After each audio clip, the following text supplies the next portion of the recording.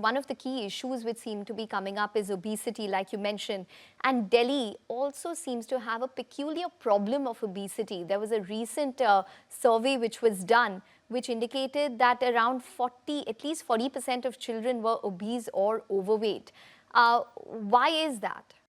So, we at Apollo had done a study, and this was pre-COVID. We looked at about 5,643 school kids in the age group of 5 to 10 in South Delhi schools, and we'd found 15% of them were overweight and 4.9% were obese. We then looked at a subgroup of school children. We looked at another cohort of about 960 kids, and we found, we specifically looked for fatty livers in them. We did ultrasounds, we did blood tests, and we found that about 19% of those who were normal weight had fatty livers, and a huge 45% of those who were overweight had fatty livers, in that the ultrasound looked fatty, showed a fatty liver, and their liver tests were abnormal. Now, there are multiple factors. We also then looked at another study. We tried to figure out what is it that was going wrong. And, parents are pretty categorical that they feed their kids right, but they have absolutely no idea what really goes into their kids at school. There's a lot of sharing that happens. Unhealthy food goes in. There are lots of snacks. There are these canteens where you have canned drinks, you have fruit juices, which have a lot of sugar. You have samosas and kachoris and a whole lot of fat-laden stuff that kids consume. You have a whole lot of crisps and packaged kind of snacks that kids consume, and parents don't really know. The other thing that COVID, and if we were to do the study now, I'm sure that the incidence of obesity will be higher. What COVID did was totally messed up with the schedule. Sure. We also had kids eating a lot more, no exercise. And so we are really dealing with a very serious problem of obesity, which is going to have an impact on, their blood pressure, their lipid profiles, who can contribute to increased incidence of heart disease as they get older, issues with managing their sugar poorly, and of course, body image, extremely important these days. So much peer pressure on body image and, body shaming because of being overweight.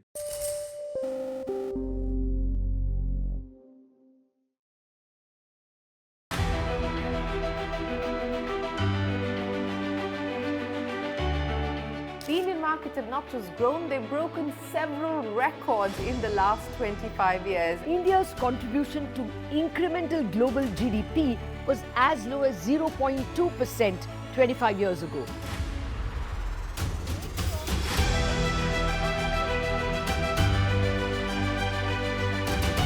Over the last 25 years, CNBC-TV18 has closely followed the remarkable ascent of India's pharmaceutical sector. There was a time 25 years back that it was all about the FIIs.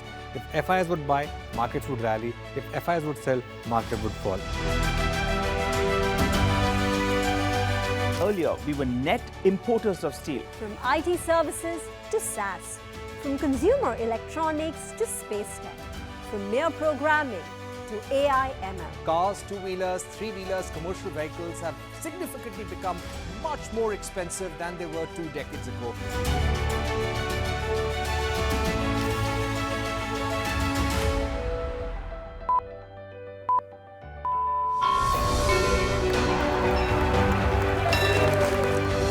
Discounting is high there, but their focus is squarely on the 125cc segment. Now it is contributing 16% of incremental global GDP. Now we are looking at exporting the steel that's made here in India. Welcome to the first ever India Business Leader Awards.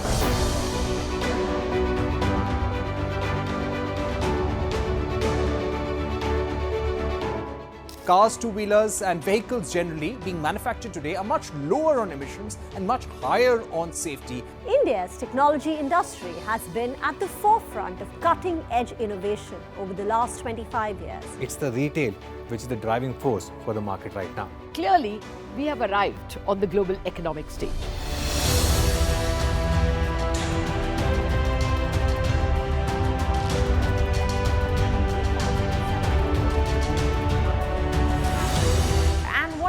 Way to celebrate our own 25th year.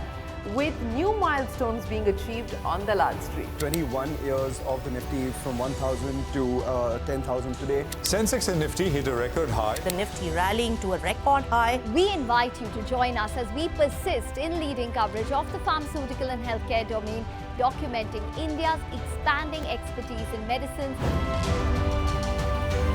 25 years of excellence and unparalleled growth. CNBC-TV18, embarking on a quarter century of excellence.